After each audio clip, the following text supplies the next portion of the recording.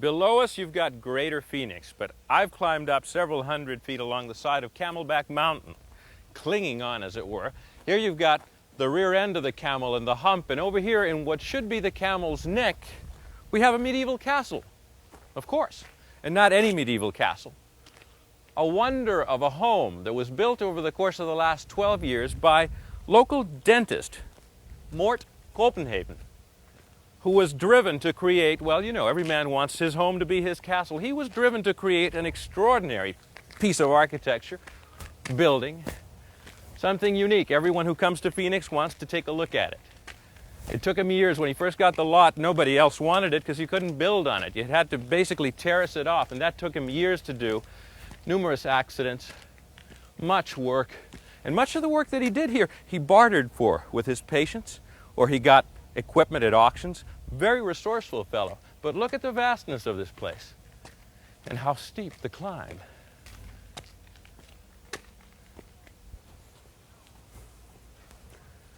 You know, this really does boggle the imagination. I mean, we're talking practically sheer cliff here on Camelback. Rock. Nothing but rock. One man chips away at it, manages to build himself a plateau that he can start building his castle on. And retainer walls everywhere to hold back the rest of the mountain. And when you think about it, rock by rock by rock piled one on top of the other, and he mixed all that mortar using a small mixer. Whew, boggles the imagination. It's really a feat of engineering. It's really a feat getting up here. It's about a 25-degree incline. And now we're arriving here at a small motor court, as it were, and the main entrance surrounded by this beautiful stone portal. Let's see if it was worth the climb.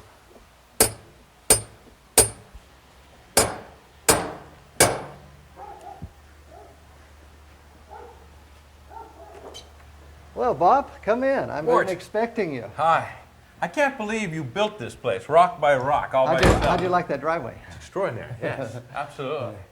Well, this is our foyer. Not to be believed. Now, is all of this, I mean, it's all very appropriate, these extraordinary chandeliers and suits of arms. Is everything genuine? No. It felt good and I could afford it, so unfortunately quite a bit of it is not. This armor here came from Walt Disney movie set. And now this armor here is authentic. It came from the William Randolph Hearst collection. According to William Randolph Hearst Jr., it's dated at 1414. Beautiful.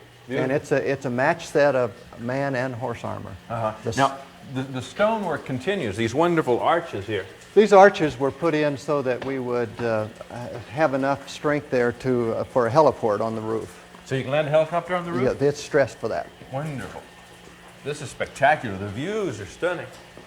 How high off the ground are we up here? We're at 1,800 feet. That's the limit, a moratorium as far as what can be built. Up the side of the mountain, yes. you mean? You can't build any higher than this? No higher than that. Tell me about this fountain, or is it a fireplace? It's both. And a lot of these rocks were special rocks that I've been toting around for a long time. I used to, everywhere I'd go, I'd bring back a rock to remind me of a wonderful trip or something. One comes from the bottom of the Grand Canyon. And furniture also. You collect a lot of massive antiques here. This set here came from a castle in Europe. I got it at an antique auction here. Unbelievable carving. Just extraordinary. A lot of faces in that. Yeah. Well, this looks like Columbus talking to Queen Isabella and King Ferdinand here. Really a remarkable Probably piece. getting funding. Picking up a couple of bucks, yeah. Which way should we go? Let's go into take a peek in here? Into this room. These doors came from a church in Mexico. Oh, yeah. Now this is the family room. And we have a large jacuzzi, a bar, a barbecue area, and then there's a sauna, a little workout area up above, and a bathroom in here. So you've got everything in here, including Yes. a conversation Yeah. pit with another fireplace. This is a real comfortable area when there's a large group with a fire on. Gee, I bet. This is quite a whirlpool you've got here. It's been a fun thing. Hey, what are all those pots or bowls up there? Those are burial ceremonial vases, all dating back at least 2000 BC. Where did you collect all of those? Many, many places. I used to, I have a great love for Central and South America. And I sensed, excuse me, that it was very light in here. I just realized we've got, it's not a skylight, we've got wide open skies overhead. That roof slides open, all the way open. So it was something that I thought I would like in the wintertime. But the time I really enjoy it is in the summertime when it's so hot outside. You can roll out a mat here and bake and not be hot. I bet. Which way next? Let's go down to the game room. Okay. Hey, what is the story with these thrones? There were 4 of those originally made, and I don't know much history on those. I know that there's another one in Florida. A little bit stiff. Uncomfortable, Bob, huh? A little bit. Yeah. And what's all this? This is some more pre-Columbian art that I've collected through the years. Most of that comes from South America. Have you dug that stuff up yourself? A little bit.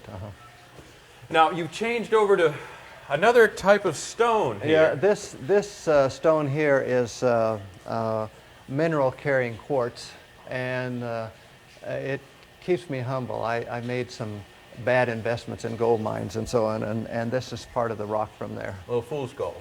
Wow, and I suppose you can get together with Minnesota Fats over here. Wouldn't that be wonderful? What a great pool room. Wouldn't this be wonderful?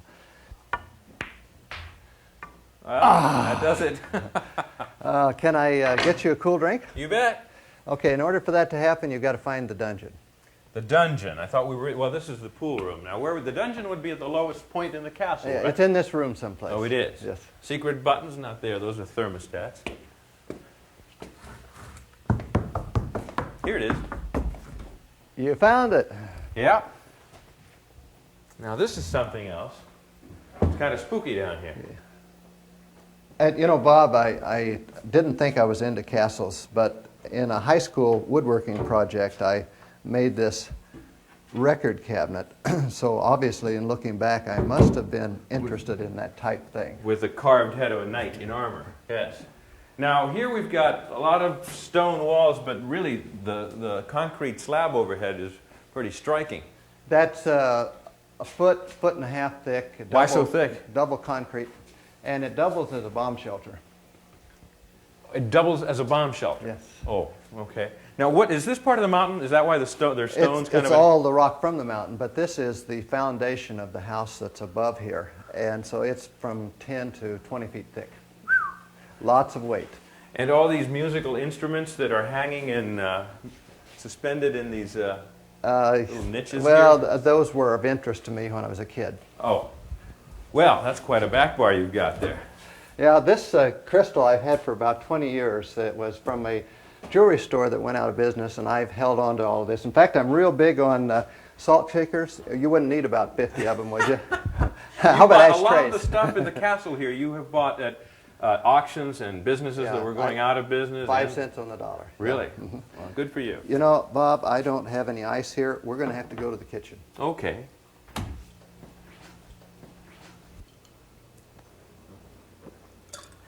It's a spot. Good.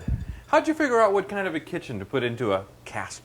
Well, I did a lot of study at the library and reading up on what was to come and what was available, and then also time and motion, trying to make an efficient small kitchen that would service large parties. But how did you make all these cabinet doors and things that look kind of as if they may have started out like 500 years ago?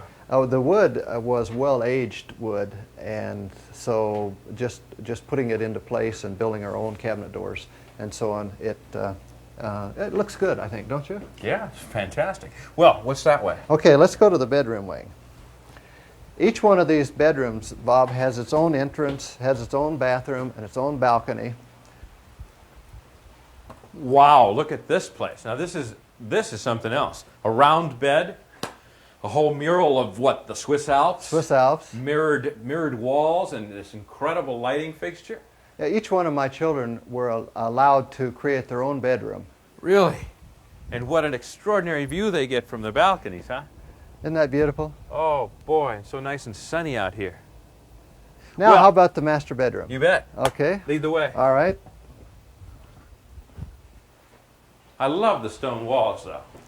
You get a little bit of the stone wall in almost every room in the house, right? Every room, yes. Can you just leave your wooden furniture out here like this? You know, exposed to that's the weather? been there 11 years and it doesn't get wet. Really?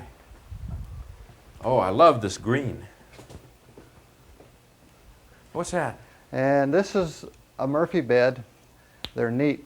When you fold them up in the wall, they make themselves. Sure. So you don't have to worry about making the bed. Really. And then you've got, what's going on with these railings? Is it My distressed son, wood? My son used a chainsaw and put the art in it, and then we sandblasted it. So all these talents run in the family, huh? Yes, he's very talented. Look at this. That's a Roman tub with a native Arizona turquoise and copper carrying rock. I love the greens, and then the green is also in the rock, huh? Extraordinary. And then what's beyond the doors here? And in here we have the sleeping quarters of the master bedroom. Fabulous. Boy, what a bed with all these carvings, huh? Yeah, isn't that neat? Reminds me of Trader Vic's. Yeah. Really. Really nice. Hey, how about that heliport you were Well, talking let's about? go to the roof and I'll show you. You can land a helicopter up on the roof, huh? Well, we haven't, but it's stress for it. Let's check it out.